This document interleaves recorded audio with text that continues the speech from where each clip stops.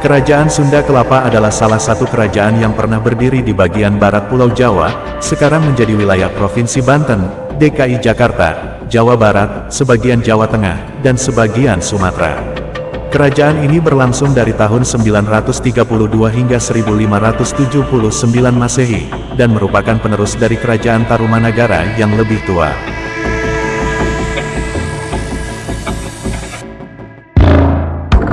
Kerajaan Sunda Kelapa dikenal sebagai kerajaan maritim yang memiliki pelabuhan penting yang bernama Sunda Kalapa, yang sekarang menjadi pelabuhan tua di Jakarta. Kerajaan ini juga memiliki hubungan dagang dan diplomatik dengan berbagai negara asing, seperti Tiongkok, India, Arab, dan Eropa. Kerajaan Sunda Kelapa didirikan oleh Raja Sunda yang bernama Srijaya Bupati, yang memulihkan kekuasaan kerajaan setelah masa kekacauan akibat serangan Sriwijaya. Hal ini dibuktikan oleh Prasasti Kebon Kopi II yang bertarikh 932 Masehi, yang menyebutkan gelar Srijaya Bupati sebagai Maharaja Sunda. Prasasti ini juga menyebutkan nama pelabuhan Sunda Kalapa, yang berarti, Pelabuhan Sunda yang Harum. Pelabuhan ini menjadi pusat perdagangan lada, yang merupakan komoditas utama kerajaan. Selain itu, pelabuhan ini juga menjadi tempat berlabuhnya kapal-kapal asing yang membawa barang-barang seperti porselen, kopi, sutra, kain, wangi-wangian, kuda, anggur, dan zat warna.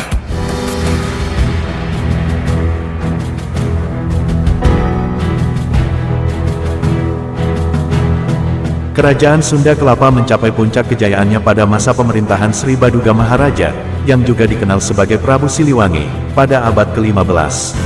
Ia berhasil memperluas wilayah kerajaan hingga mencakup sebagian Sumatera, dan membangun ibu kota baru yang bernama Pakuan Pajajaran, yang sekarang menjadi kota Bogor. Ia juga memperkuat pertahanan kerajaan dengan membangun benteng-benteng dan parit-parit.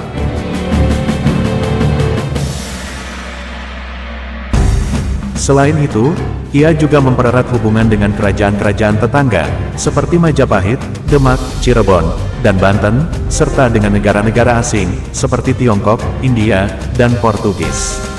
Ia juga dikenal sebagai raja yang bijaksana, adil, dan berwibawa.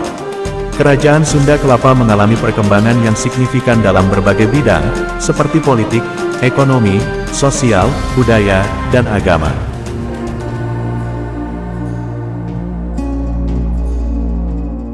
Berikut adalah beberapa aspek perkembangan kerajaan ini. 1. Politik. Kerajaan Sunda Kelapa memiliki sistem pemerintahan yang terpusat, dengan raja sebagai kepala negara dan penguasa tertinggi. Raja dibantu oleh para menteri, pejabat, dan panglima perang, yang bertanggung jawab atas berbagai urusan negara. Kerajaan ini juga memiliki sistem administrasi yang terbagi menjadi beberapa wilayah, yang dipimpin oleh bupati, adipati, atau kuwu. Kerajaan ini juga memiliki hubungan baik dengan kerajaan-kerajaan tetangga, seperti Majapahit, Demak, Cirebon, dan Banten, serta dengan negara-negara asing, seperti Tiongkok, India, dan Portugis. Kerajaan ini juga memiliki kekuatan militer yang tangguh, dengan pasukan yang terdiri dari infanteri, kavaleri, gajah, dan armada laut. 2. Ekonomi. Kerajaan Sunda Kelapa memiliki ekonomi yang berkembang, berkat keberadaan pelabuhan Sunda Kalapa, yang menjadi pusat perdagangan lada, yang merupakan komoditas utama kerajaan. Selain itu, kerajaan ini juga menghasilkan berbagai produk pertanian, seperti padi, jagung, kacang-kacangan, buah-buahan, sayur-sayuran, dan rempah-rempah. Kerajaan ini juga menghasilkan berbagai produk kerajinan, seperti kain, keramik, perhiasan, senjata, dan alat musik. Kerajaan ini juga memiliki mata uang emas dan perak, yang digunakan sebagai alat tukar dalam perdagangan. 3. Sosial. Kerajaan Sunda Kelapa memiliki masyarakat yang heterogen, yang terdiri dari berbagai suku, ras, dan agama. Masyarakat ini hidup secara harmonis, toleran, dan saling menghormati. Masyarakat ini juga memiliki struktur sosial yang terbagi menjadi beberapa kelas, seperti bangsawan, rakyat biasa, budak, dan orang asing. Masyarakat ini juga memiliki kehidupan yang sejahtera, dengan tingkat pendidikan, kesehatan, dan kesenian yang cukup tinggi. 4. Budaya. Kerajaan Sunda Kelapa memiliki budaya yang kaya, yang dipengaruhi oleh berbagai unsur, seperti Hindu-Buddha, Islam, dan Eropa.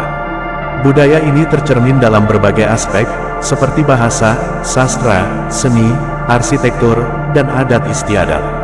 Bahasa yang digunakan oleh kerajaan ini adalah bahasa Sunda kuno, yang merupakan salah satu cabang dari bahasa Melayu Polinesia.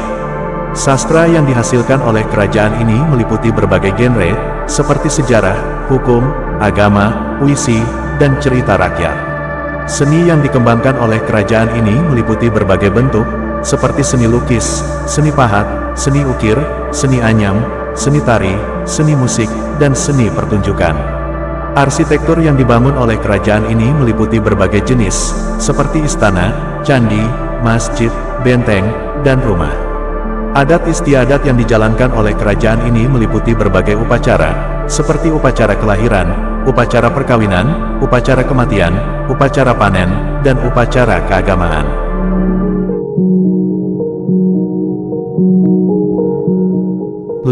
Agama. Kerajaan Sunda Kelapa memiliki agama yang bervariasi, yang meliputi Hindu, Buddha, dan Islam. Agama Hindu dan Buddha merupakan agama yang dianut oleh kerajaan ini sejak awal berdirinya, dan memiliki pengaruh yang besar dalam berbagai aspek kehidupan.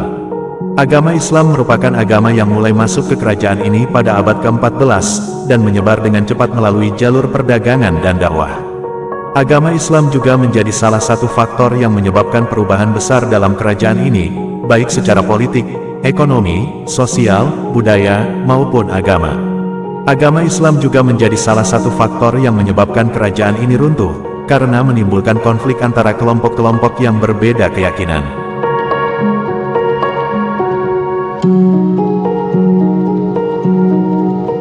Kerajaan Sunda Kelapa mengalami kehancuran pada abad ke-16, akibat dari faktor internal dan eksternal.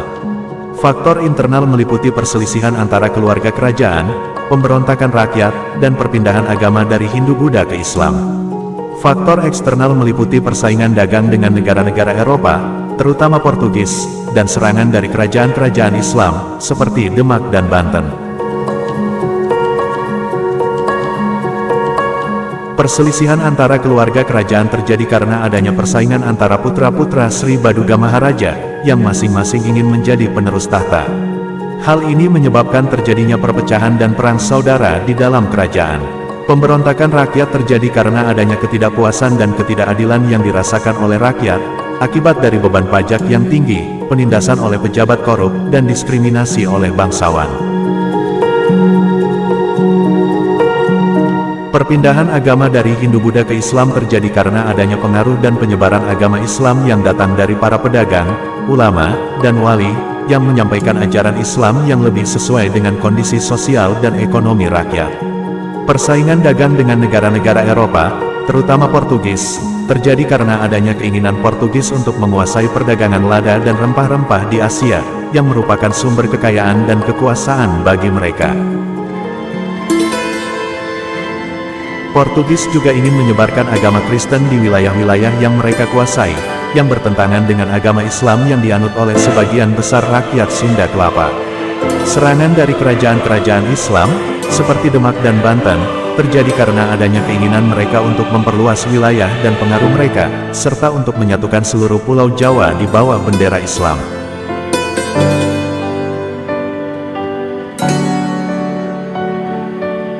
Pada tahun 1522 Masehi, Kerajaan Sunda Kelapa menandatangani Perjanjian Sunda-Portugis, yang membolehkan Portugis membangun benteng dan gudang di pelabuhan Sunda Kelapa, sebagai imbalan bantuan militer untuk menghadapi serangan Demak dan Cirebon.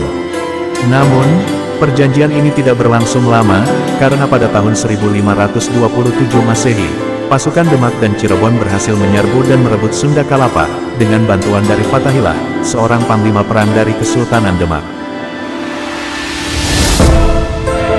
Fatahillah kemudian mengganti nama Sunda Kelapa menjadi Jayakarta, yang berarti Kota Kemenangan. Dengan demikian, Kerajaan Sunda Kelapa berakhir, dan digantikan oleh Kesultanan Banten, Kesultanan Cirebon, dan Kesultanan Demak.